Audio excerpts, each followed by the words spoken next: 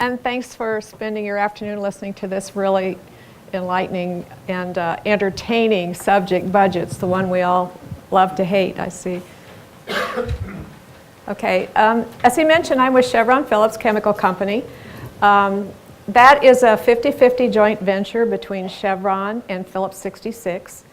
We have a lot of the plastics and feedstocks and most of the downstream things, except we don't have any refining. We have, you may have heard of Marlex plastics. If you have anything plastic, it's either going to be polypropylene or polyethylene. We make both of those products.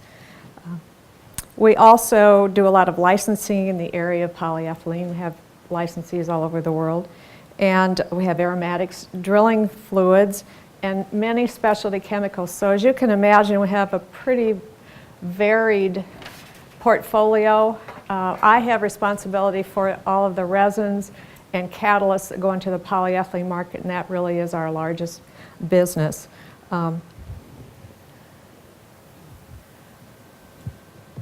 There we go. These are just a few of our sites, our manufacturing locations. We also have sales, marketing, and R&T sites. So we're truly a global company.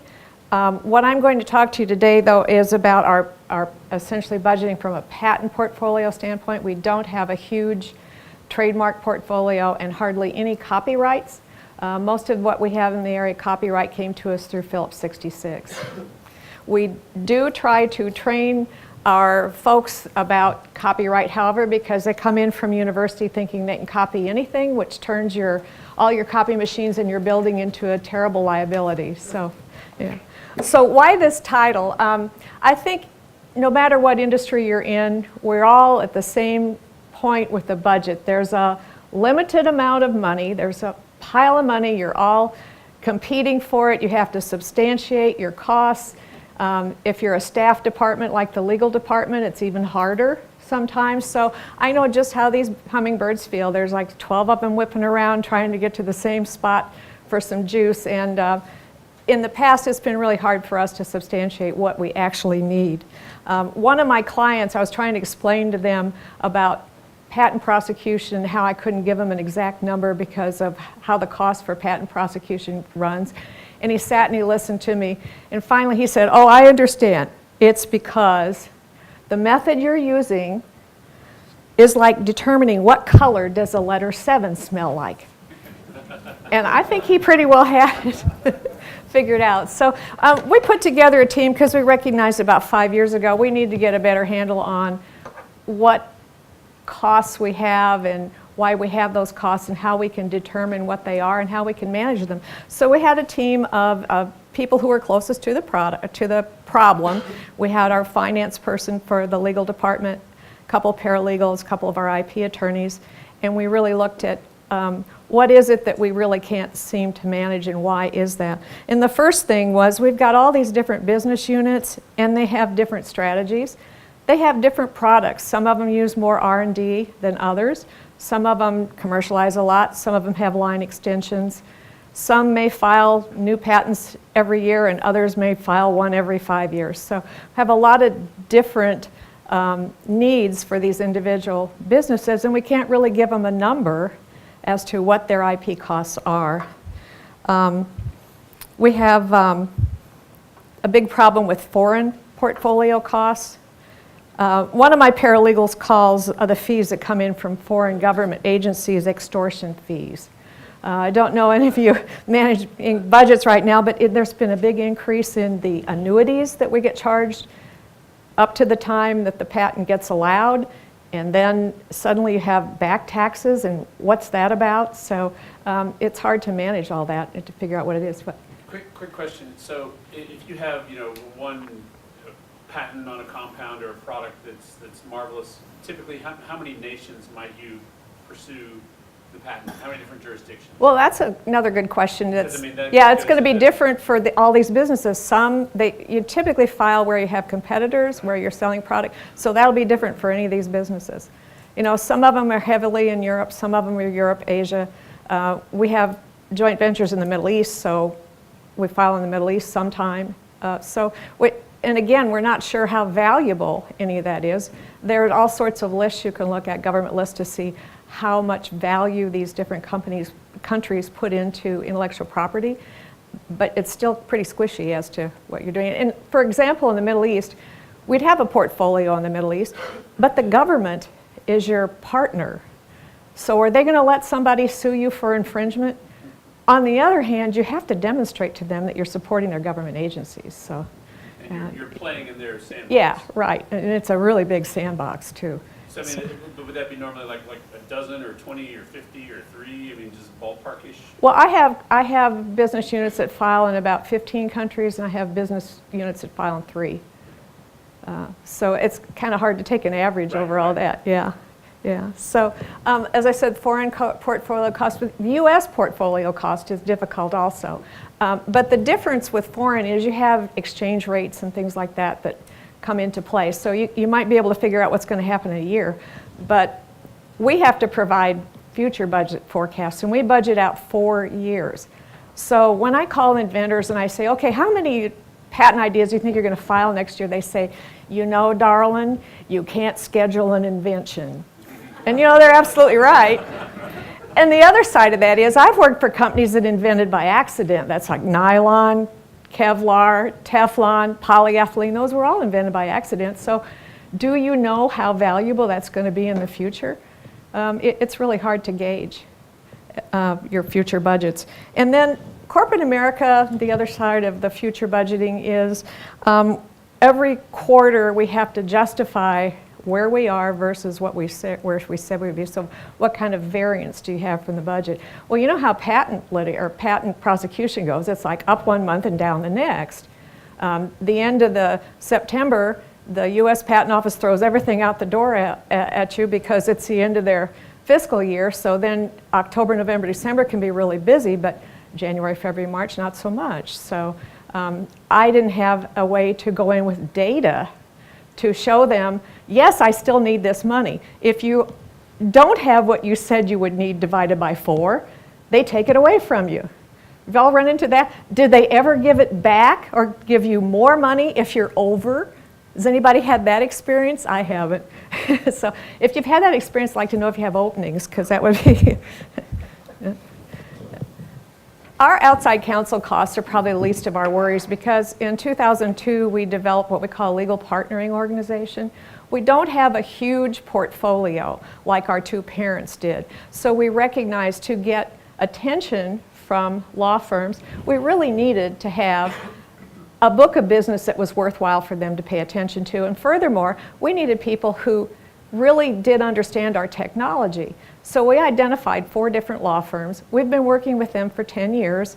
We have cap fees that are very reasonable, but we also work closely with them if we've got something that's going to go over, because especially with catalysts, with chemicals, sometimes you'll have a 300-page application. Other times you'll have one that's 60. So it just kind of depends on the technology and where it's going to go and that sort of thing. So we're pretty flexible and reasonable, and in return, they do a really good job for us. Same thing in the with foreign associates. We have tried to select those that maybe would cover more than one country. We've worked with 2 of the same EP firms for quite a while, and they give us some cap fees there as well. And we try to balance out by giving them our opposition work and any opinions and things like that. Same in the U.S. Opinions go generally to our what we call our LPO, or legal partnering firms. And then what I call lagniappe here, those are third-party patent searches, opinions, litigation. That's all covered under separate budgets. So that doesn't come into our prosecution area. But with opinions and oppositions, what we do is give the business some idea of what we think it's going to cost for what's already in the pipeline with oppositions, and what we think might be going on with opinions. And then every time we get something, if we get an opposition filed, or we think we need to have an opinion written by outside counsel, we go sit down with them, talk about how important it is, and they make a decision a lot of time on the opposition. Sometimes we don't choose to assert an opposition, but of course we would always defend them. So we really have a really good relationship with with our business folks, with the managers, and they all come from a technical background, so innately they understand the importance of this technology. The next thing we did was look at our resources and see, okay, how can we determine some numbers, because everybody knows chemists and engineers, they like numbers, don't they? So, and our finance people, we thought we liked numbers, but our finance people really like numbers. So we have an electronic invoicing system. It's called eCouncil, and what we were able to do was pull some reports out of that. So every month we can go in, or every day actually, we can go in and see within a time frame, what have we actually spent, what invoices have actually been paid. And that's been really helpful to us. Do any of you have SAP for your legal invoicing? Yeah, I would think SAP is the same way. You could probably even get better and more reports out of something like that. So we also have a docketing system. It's Computer Packages Inc. and or CPI. That'll give you, docketing systems are for docketing. They're not for data. That will just give you an understanding of the activity up to a certain point. But it will give you some good history. So what we did was we looked at the past 3 years, and we have a paralegal that's really loves to get into this stuff, and she did queries and figured out averages of how many US applications we had filed, how many office actions we might have over a period of time. So we at least had some data that we could use to start out with as estimates. And we could also see what kind of trends we had in filing. And we put that in Excel spreadsheets. I've become a real expert at Excel spreadsheets because they're very useful, and they do a lot of, they help you keep track of things, and they add it up automatically, and I don't need that calculator anymore. So, and then we also had some estimation software. It was IP Global, and it's good for individual countries when you want to figure out how much it will cost, but we'd have to go in and figure out for every single country and then add it all up. So we kind of decided we'll do this on the law of averages instead of trying to get down that discrete. So that gave us some things we could do initially, but it didn't reflect the increase in fees over time, especially if you're doing that future forecasting. It doesn't reflect exchange rates. There's no way to determine your foreign cost to pull those out.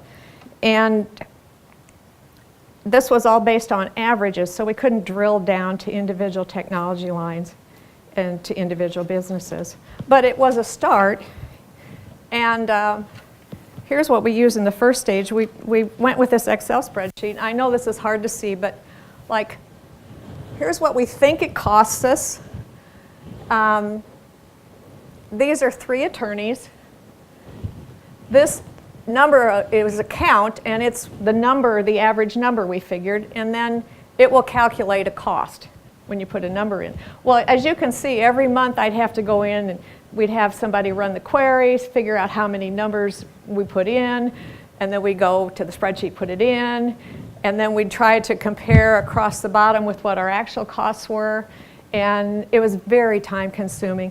But the first couple years we did this, at least we started to see, gee, we're coming in within $200,000 of what we said we were going to spend. Unfortunately, it was usually over, but still, it was, and actually when you have a pretty good sized budget, they go, oh, you're only over by 200,000? That's not too bad.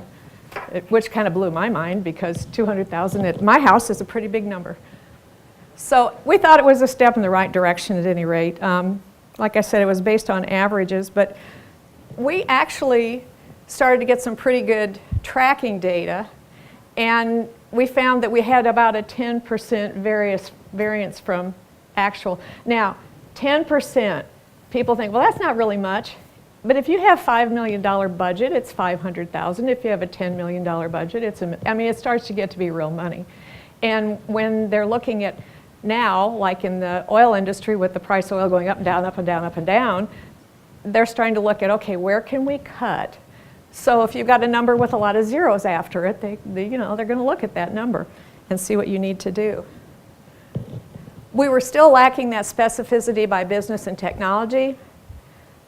We couldn't identify the exact activities that were causing us the most cost.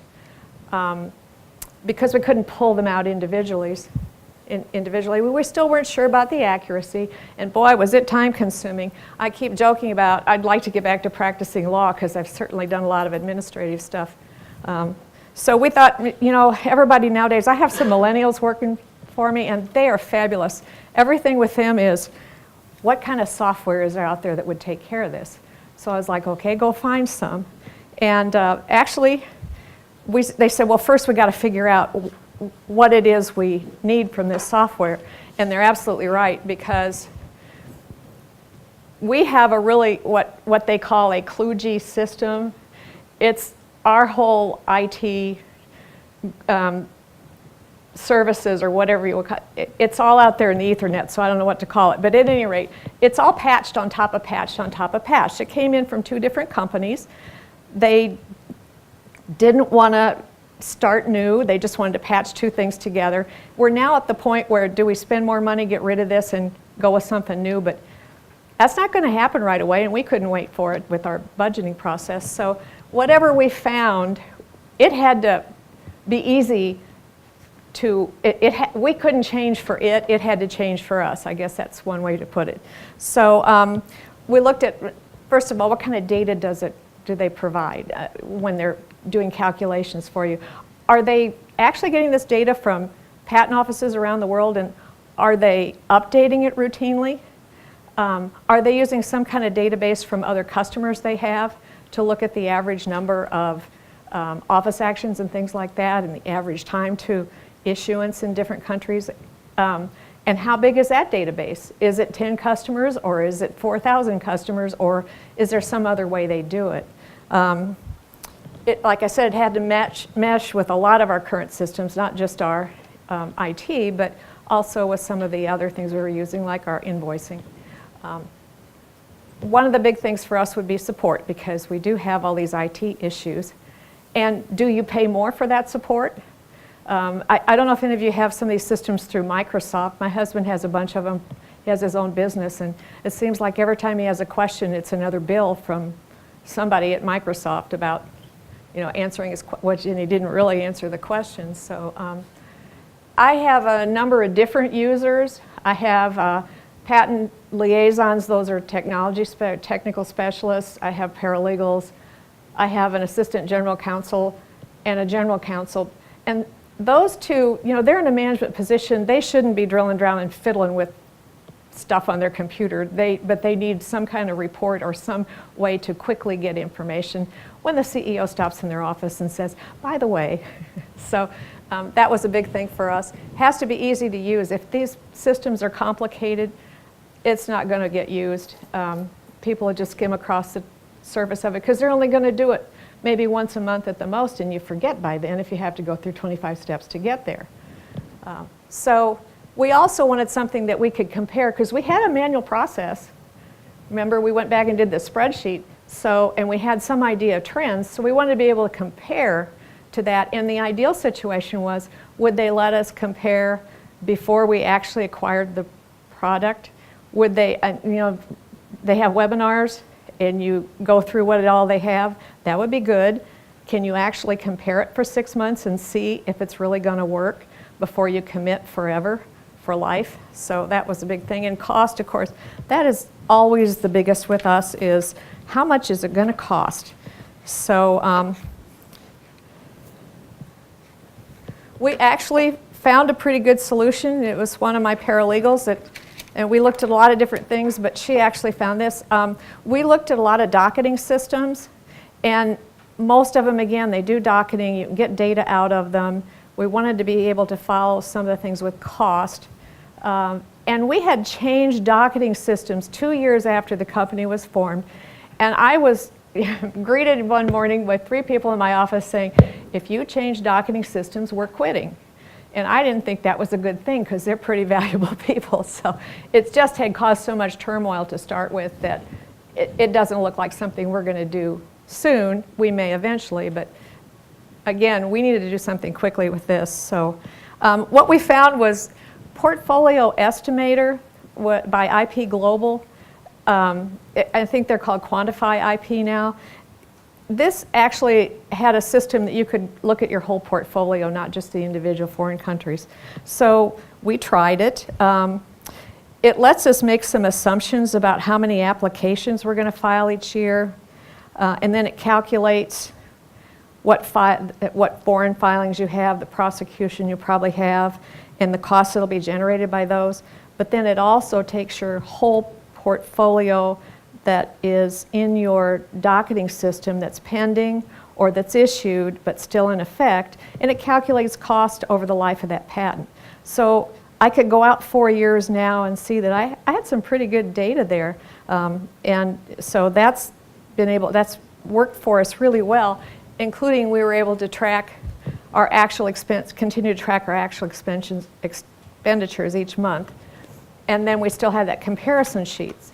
So this is just a screenshot of what it is. They have a number of things across the top, but the thing we use the most is reports. We can develop specific reports based on what it is we want. And it took about 6 months to implement, mostly because of our IT system, but they spent a lot of time working with us.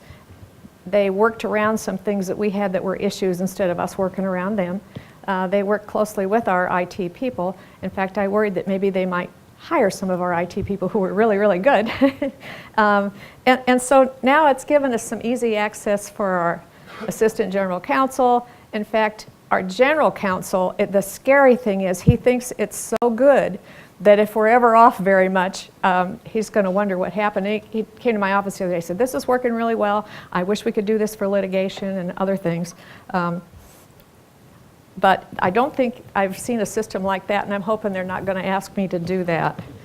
So, and I think one thing I might mention is that we didn't have any charges for updates, and the cost for this system, it's an annual subscription based on the number of the number of cases in your portfolio.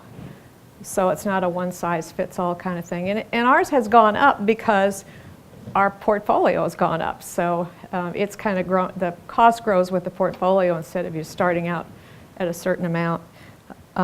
We're finding now that our variance was reduced from hundreds of thousands down to thousands. Last year our variance was $10,000 from what we actually spent. Not bad for a $5 million budget.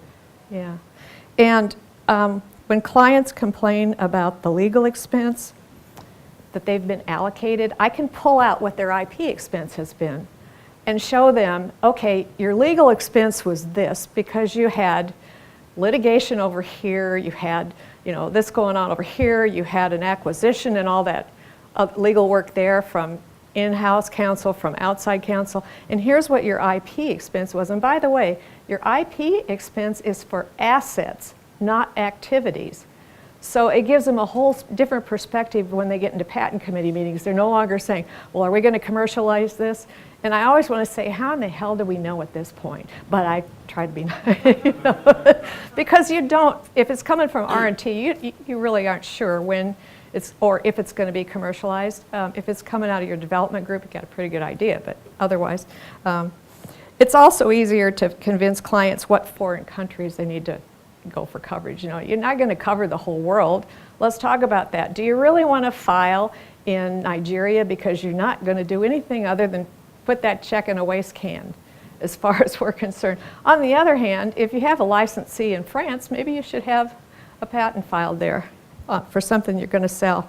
And the most important thing for me was I was really able to justify those quarterly variances. What I've learned over the years is that finance people, they just love spreadsheets, and they just get so excited about these pivot tables we can give them now. So those and graphs we can show them, so we can go in and say, okay, we're down this quarter, and the reason for that is, but see, we're going to be back up this quarter, as the figures show over here. So they're good with that. Here's our continual reality check, I call it. The green and the yellow are both data that comes from the portfolio estimator. The green is based on actual docketing up to that point, because it goes up, this one goes up through August.